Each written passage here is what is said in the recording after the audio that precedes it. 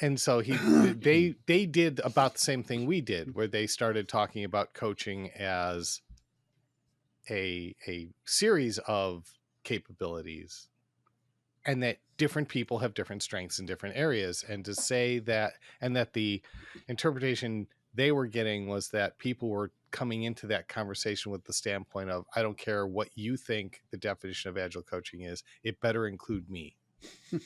and then possibly as a reaction to the market pressures saying, and none of you, because I'm the one who needs to get employed, not you. So agile coach better say what I say.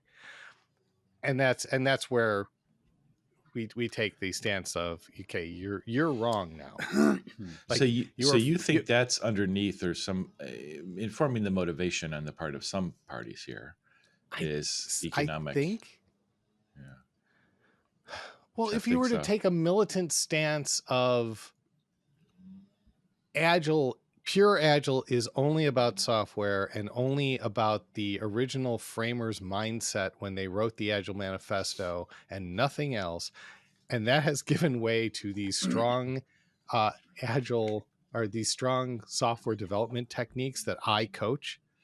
Like, dude, Agile Manifesto doesn't say about techniques. It doesn't say anything about, Right. It doesn't say anything about practices like that. It talks about mindset. So if you're going to take an original framers stance, you got to stop there.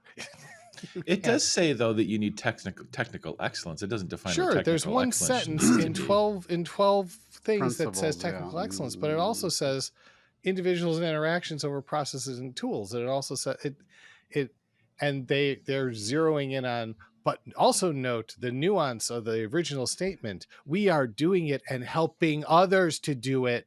That is clearly speaking of coaching. I'm like, that is not clearly speaking of coaching. At the time, coaching didn't exist. So it was meant to highlight the people, the man in the arena, the people actually with delivery responsibility. And it was meant to basically say, and this is our credentials. This is why we get to say what we're saying, because we do this. We've been we there. Are active. We can in show you space. how to get there because we've been there. Yeah. Yeah. So this original framers argument, it starts sounding like a Second Amendment fight, and it just like really fast. So okay, yeah, no, that's super interesting. All right, so I don't think the powwow is going to happen, because honestly, the conversations are getting more reasonable now. Like, even we're too late. Yeah, we missed the boat. That's okay. I think.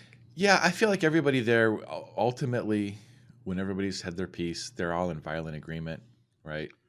Like you don't think it depends on how you define the questions, or like if you calibrate it correctly, they wouldn't all agree given the same context. I wonder. See, here's go on. If it's just that they have agreed to disagree. What's the rub of the disagreement then? Just about what agile coaching should include in the definition based on what they're willing and able to provide. So you're a fan of Ryan Ripley? Yeah. Okay. Ryan Ripley, the last one that Ryan did, had Marcelo Hui and Ryan Ripley. Interesting. And Ryan Ripley is one of the originalist software practice guys. So I've heard him go on a rant about psychological safety, and one interpretation of psychological safety, which is that if a team isn't psychologically safe, then an agile coach should engage in something like therapy. He has said that? He has said that he vehemently disagrees with that. Oh, okay. Right. Okay. And yeah. I agree with him about that. Like, I think there is some of these concepts are a little bit potentially harmful. Like, if you take psychologically safety out of the glass case, like, okay, it's relevant to say if the team isn't willing or able to discuss something, because they're afraid that there'll be repercussions. That's a psychological safety aspect that it's reasonable for an agile coach to talk about, because it has to do with communication patterns, right? Mm-hmm. But it doesn't mean that you're a therapist, that you're board certified or trained to provide therapy for people. And that's what I heard Ryan saying. You're not a therapist, you're an agile coach. So there's this aspect of communication that is connected to psychological safety that you might be qualified, and it might be appropriate for you to address, in the sense that why aren't you like willing and able to talk at the team level? But there's a clear boundary there that has to be drawn. It says, if the root cause of this has to do with what happened to you as a child, or your difficulties at home, anything having to do with therapy or psychology or medical anything, you need to draw just like we said last week, the podiatrist will not touch the heart.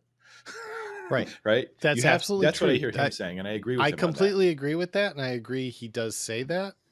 What I disagree with is, no one actually said that a coach should go in and therapize their team members. What they said was that you may need to, and I'm gapping on what the word is, but it's kind of facilitation. Your conflict management, conflict resolution. Yeah. You're dealing in conflict resolution. Okay, well that's legit. In a group stance is a kind of way of addressing the human issue within that team. Yep. And if you wanted to say, if you wanted to be provocative about that, you could say, well, that's like being a therapist. The person doing it never said they were a therapist. They never took the stance of saying, I'm performing therapy. And the argument that is being made comes off as, you did. And it's like that. So that definitely is what's implied. Yes. Yeah. So I agree. We're all in violent agreement. Coaches aren't therapists.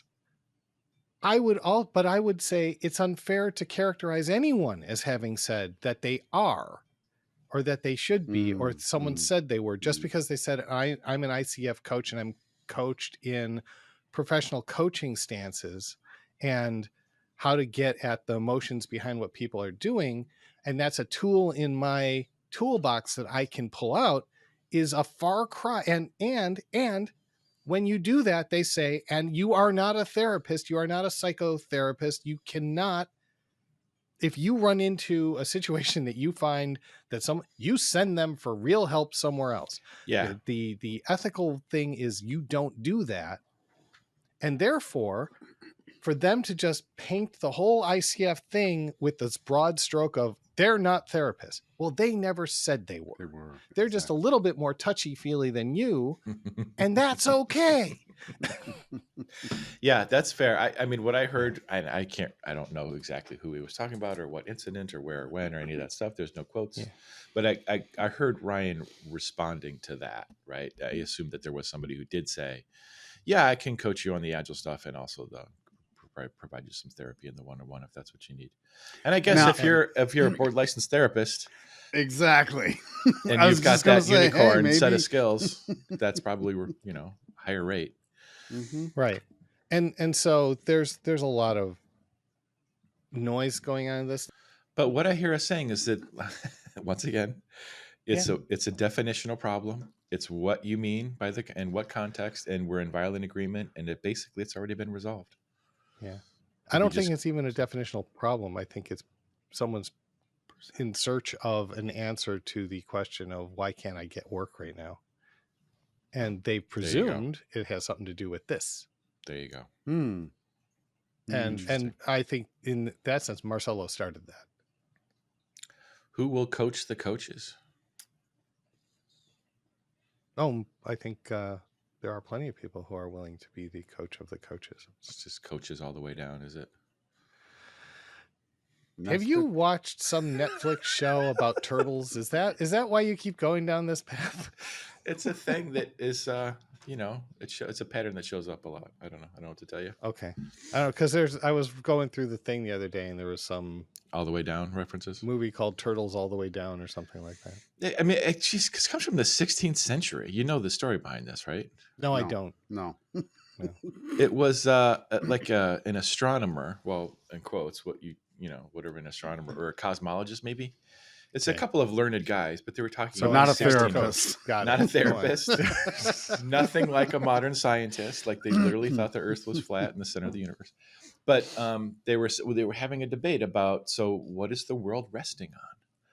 And right, one of the guys says, well, obviously, dummy, the world rests on a huge turtle. I can't believe I have to explain this to you in 1609, but the world obviously sits on a big turtle. And the other guy thought, and by the way, it's got a curvature. Well, they weren't there yet. It was 1609. And the other guy was like, well, hold on, genius. If the whole world, the whole Earth is sitting on a huge turtle, what is that turtle sitting on? Right? He had a point here. He's getting an infinite regression. And the first guy says, well, obviously I've trumped you, dummy. It's turtles all the way down. I see. It was the first infinite regression joke recorded in history. Interesting. But it was a software problem. So it was a hard shell problem. All philosophy can be. But I like the fact that even in this flat earthish model, it's a curved surface. Multiple problems with the model, right? But the thing that's interesting to me is how confident. No, but it's not that there's a problem with the model. It's that even the turtle thing doesn't say it's a flat surface. Yes, it's not a dinner plate. The thing that sticks out to me is how confident these learned gentlemen were in explaining how it is. Obviously, well, where do you think like water in the ground comes from? You're drilling into the drilling into the turtle. It's just disgusting. It's so gross. But they absolutely knew what was happening, and they were eager to explain it to you. That's the lesson for me. I see a lot of parallels there. All over the place, right? All the stuff that we pontificate and bandy about as if they are facts, years from now, we come to find out, all that crap was wrong. All that stuff that we were assuming that everybody knew, it's like, nah, that none of that was right. There's an excess of confidence, and let's not even get it, Mike. You want to make it political? Let's not even get into the experts and how we can trust the experts and follow the science. Like, come on, buddy. Anyway, your own scientist. Yeah, the list of conspiracy theories that's turned into conspiracy facts is alternative. Yeah, it's mortifying. The statement used to be you can choose your opinions, but you can't choose your facts, and that's no longer true. We've had just an epistemic crisis. What is real, right? If you can't even start. Anyway, I don't know what the hell the topic for this show is. I don't know if this. I do. It's turtles. It's turtles. It's clearly turtles all the way down. I'll call the title right now. So maybe there is, but I think there is a topic in that. I think there is a building on. You're building these theories essentially on sand, and you're just hoping it doesn't wash away, and eventually something will come and wash it away. And then you find out a different truth or a different, maybe a nuance to it. I've heard these described as floating abstractions. Ooh. Right? I've never heard that, but I like it. I like it too. Right. Because you've got this thing, which is like a turtle with a world on its back that you've made up in your head. And you should, here's the thing about concepts is you should be able to break them down into more concrete concepts. And at some point, you're literally talking about the world, like physical reality, right? So transportation is broken down into cars and trains and buses and stuff. And then a bus is like, you can actually put your hands on a bus, right? Whereas these abstractions are just floating out there. When you try to break them down, you can't put your hand on a earth that's floating on a turtle. Like it's at some point when you break it down to the concrete physical reality, it just breaks. Yeah, it's super fascinating. I don't know if it's Agile or not, but given that Agile is everything, eventually. So this could literally be about anything. So it's Agile turtles. And so we are basing a lot of this on assumptions. And what's funny is our assumptions are to counteract a different assumption base that was running. That was that management of production could be mandated down to the infinitesimal timestamp, right? And that they could, and so the whole Taylor theory of manufacturing efficiencies and all that stuff, which is probably not the title of it, so I just wrote that out there. But the whole thing, the whole basis for project management was a turtle, a floating abstraction. This has got to be better than just random happening in a backyard somewhere, or some guy building a chair in his garage. This is so, and it has caused a better way of doing things to emerge. So that's the new way of doing things. And then Agile came to counteract that, because it had been applied into a space that it wasn't a great fit for. So it's an attempt to come up with a better fit. Now it seems that everyone's trying to say, I see a lot of different turtles arising out of the mist, in which they're saying, we are now defining the next big great turtle. We're going to define the next direction that this goes. And I'll bet if we were to fast forward a couple of years to the point at which, I don't know, just, like business agility or flow at scale or any of those, if eventually these things were to continue to persist for any length of time and show some longevity, if all those folks got together for a weekend of skiing in Snowbird, Utah, they would come out with the next great turtle manifesto. And you would find within all those other models the next level of truth. That's my theory. So it would go beyond Agile 2, because the Agile 2 exists, obviously. Well, it could be Agile 2 would probably be at the summit. Would probably be at the summit, yeah. And that's presuming that nobody has the perfect vision right now, because they all think they have the perfect vision right now. Still thinking about turtles in the mist. Except for maybe Steve Tendon, who starts with the premise that all mental models are wrong. So he knows he's wrong, but he's trying to make some, but he's trying to be useful. The other guys are probably trying to say they're right. I don't know if it's fair to say that Steve Tendon is saying all mental models are wrong. I mean, he's definitely saying that to me all the time. You say all mental models are wrong, but some are useful. But that's not a Steve Tendonism. That's, I mean, that I take the predated Steve. Well, I won't say predated. I don't know how old Steve is, but that definitely came from a different place. All right. Yeah, Steve just says beware of what you got, because it might be giving you effects that you're not aware of in your mental model space. I still envision that there's going to be this summit in a few years, and it's going to be the next great direction. I think you might want to organize it. I was thinking the same thing. Well, why don't we invite all of them to a open space this Agile thing?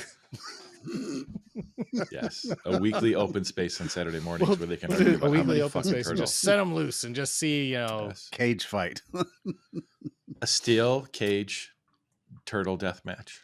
Put them into the octagon. A skiing turtle death match, and we'll say, and we'll rename the breakout rooms like hot tubs, and then we'll have like the Is that a mutant ninja reference? I'm thinking of Hot Tub Time Machine right now. But I'm just like, whenever you hear ski trip, or everyone I know who goes on ski trips is always talking about, and then after the day of skiing, you go sit in the hot tub with a drink. And then I pictured 17 software luminaries sitting in a hot tub together with a beer and traveling through time. And that, traveling back in time to when that's not a vision I want to go back in time and they assassinate Samuel Taylor. Yeah, they can't all be winners. By the way, did you guys Frederick Taylor? Which Taylor? It was Frederick. Frederick Taylor. Frederick Yeah. Winston. Oh, anyway. Poor Sam. I feel so bad. I sent a time machine full of Agile luminaries to kill the wrong guy. Kill the wrong guy. Hey, that could be a premise of a movie. I love that. Just amazing. And they go back and they off Mark Twain instead, because it's Collins. Did you mean Coleridge? I know he's got a Samuel Taylor in there too. So all of a sudden, they come back and the whole North American continent is speaking German or something. Half of your library is missing. Because anyway, you know how that is. We appear to be the only ones who tend to say that a group of coaches should be called an argument of coaches. Well, that's because we're on the advent of cultural change. We're the ones making it cool. Because I said that to Marcelo the other day as though that was a known thing, and he gave me like this 20,000-mile stare going, what does that mean? Like, flock of geese, it's a flock of seagulls, murder of crows, argument of coaches. It's a perfectly valid joke. Let me assure you, it works on all levels. It follows all the rules of comedy. If he didn't recognize it, that's on him. Yeah. What about turtles? Like, what do they call a group of turtles? A floating abstraction, perhaps. A floating abstraction. There you go. There you go. Well, certainly the Agile turtles are a floating abstraction of Agile turtles. 100%. So this is the part of the podcast where we talk about the that we're supposed to do we haven't done yet. Topics. Obeya and Klaus Schwab for the flight levels, and maybe also, like, specifically, Jeff, should we do a podcast on how to do bubble charts and animated bubble charts? Because that is the way that here's my understanding of Steve Tendon's, what he's doing. He is gathering flow metrics for all the teams. And he's got this is, again, this thinking through specifically how to do this. Like, he's got the protective capacity buffer, and he's got, so there's a red zone, there's a green zone, and then there's a black zone. So you want to make sure that the team has enough work so it's not starved and it's not overly busy. So he's gathering flow metrics, and then I guess he's charting those across, like he takes it every day where the bubble is, and then he just like puts those frames and runs them as an old-timey movie to animate them, so you can see over the course of the sprint if the team has not enough work or too much work, or if it's right in the right. So see does it reflect the variability over time or something like that? Yeah, exactly. To make sure that the teams, if this is connected to the drum buffer rope thing, to say the team only brings in new work when it's starved or about to be starved, and if it has too much work, then you which is the rope. The rope is the thing that carries the signal, I believe. Yeah. Yeah, but so you have the buffer in front of them to keep them busy. When the buffer gets low enough, the rope signals pull more into the system. That's the pull analogy. I think that's right. Yeah. Yeah. And I read the goal and I enjoyed it, but the only time they talked about drum buffer rope, the only time they talked about it is our hero of the story sitting at the dinner table with his kids, trying to describe the problem he's trying to solve based on Herbie, and asking his kids to think of ideas from outside the box that could help. And one of them said, well, what if you just tied a rope to Herbie? And then you would know when Herbie was getting too far ahead because you could pull him. Anyway, it was. And is the drum in here the thing that the person? The drum is the marching cadence. It's the cadence of work. It's just it's the guy sitting there with the drum going dum bum bum bum bum. I think that's the drum. So that's the drum. The rope is the thing that keeps the whole team together. Yeah, and the buffer is in front of your constraint to make sure the constraint is never starved for work. See, even just explaining that, and then going from that to the charts, like none of my clients have ever understood this. Well, it's an abstraction because he never finished the analogy. Yeah, but I think a discussion of this could really be useful for people and us. Yeah, I think what ended up happening is his daughter said, tie a rope to Herbie, and then he went, that's it, and he ran back to the group and said, we're rearranging things in the thing, and he never actually had a signal rope or anything that looked like a rope, and he never referred to it again as the rope. And or maybe it's something that came to Eli Goldratt when he was finishing the book, The Goal, and then he subsequently took that metaphor because he wrote other books after that. Yeah. Right. Oh, he wrote the dinner table scene later. It's like, could be. Oh, hey, this was from the director's cut of The Goal. We've added some extra interactions with his family. He even said that he debated whether or not to put all the family drama stuff into the book. I bet. Yeah. So. Okay. So that's probably a topic we should spend some podcasts sort of Maybe I'll make a list of specific questions to ask and answer, like unpack the DBR reference, unpack how bubble charts work. Again, I guess it would be useful for coaches who are trying to do something new, and useful for clients who this might solve their problem for them, and point people to us as people who can be paid money. Do you know you can create bubble charts in Excel? No, I don't know any of that. Yeah. Monte Carlo simulations. It's also possible in Excel. It's harder than it looks. Yes, it is. Right? So like this is real. Like if it were easy, everyone would do it. It was like everyone walks into Monte Carlo and just walks out with bags of money. So. Right, exactly. But if you think about reasons to listen to this podcast as opposed to other ones, these might be compelling reasons. That's really what I'm talking about. Would you listen to that podcast? I would. Okay. Well, that's our first test. Like, it's all good art. Am I boring myself yet? No. 100%. Okay. But that's because we're 3 compelling, engaging people, and we are constantly amused by our own selves. Are you not compelled? I know. I said we are. I said not we engaged? are. I didn't. Oh yeah, right. Are you not entertained? You not compelled? Are you not compelled? I don't get the reference, but I can. No. Spartacus? Come on, seriously? Gladiator, man. Okay. Oh, my next guess was Spock.